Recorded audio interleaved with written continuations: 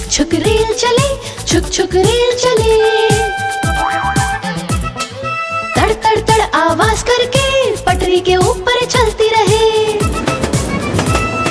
हर झंडे को देखते ही धीरे धीरे चलने लगे। लाल झंडा देखते ही रुक के हो जाती है खड़ी।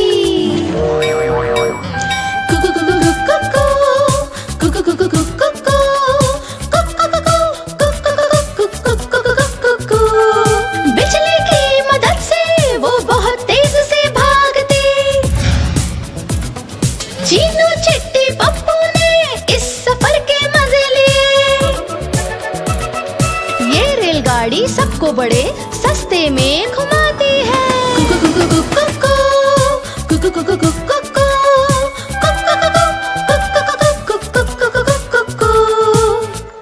क्यों पप्पू, ट्रेन में चढ़ के अच्छा लगा ना? बहुत मजा आया ना?